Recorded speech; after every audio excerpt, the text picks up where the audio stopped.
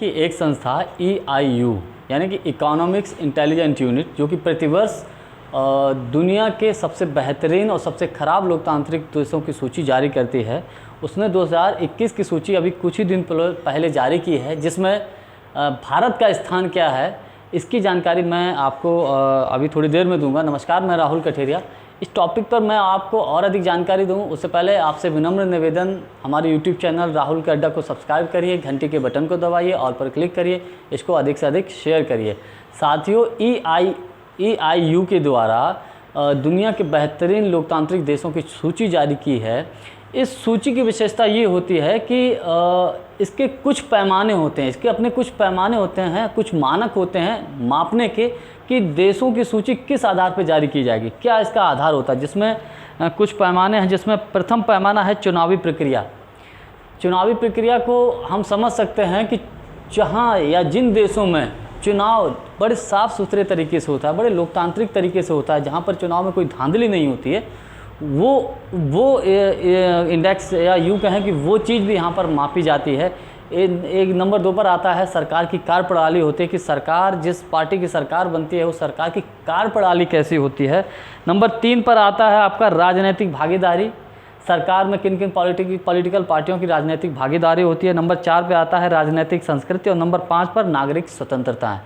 मैं बात करता हूं नागरिक स्वतंत्रताओं की, तो जिन देशों में वहां के आम नागरिकों को कितनी स्वतंत्रता है अपनी बात को कहने का या किसी को अपनी बात को रखने का, कहीं भी एक स्वतंत्र, आप जिसे कहें नागरिकों के मौलिक अधिकार कहाँ और किन देशों में हैं, लोगों को कितना अधिकार है अपनी बात को खुलेआम रखने का।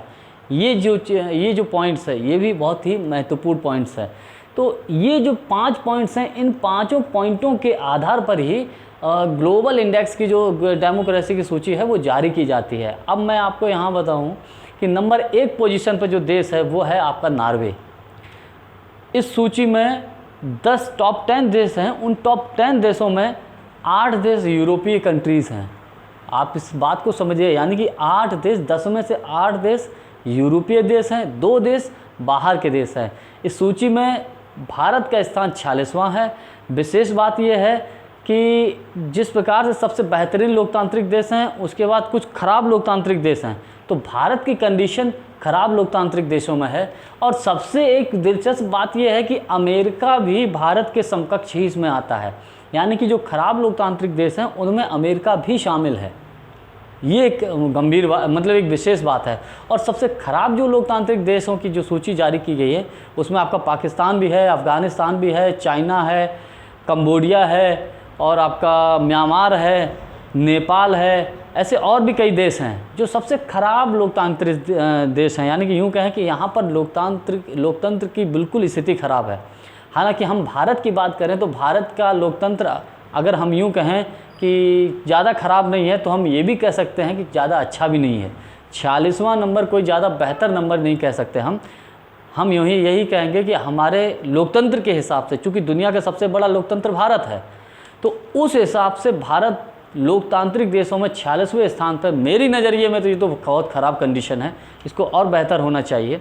और एक सबसे मोस्ट इम्पोर्टेंट बात यह है कि सरकार चाहे किसी की भी बने, सरकार चाहे किसी भी पार्टी की बने, हमेशा इस बात का ध्यान रखना चाहिए कि देश में लोकतांत्रिक व्यवस्थाएं सुदृढ़ ढंग से चलें, लोकतांत्रिक जो संस्थाएं हैं वो लोकतांत्रिक तरीके से चलें और सरकार भी लोकतांत्रिक तरीके से चले।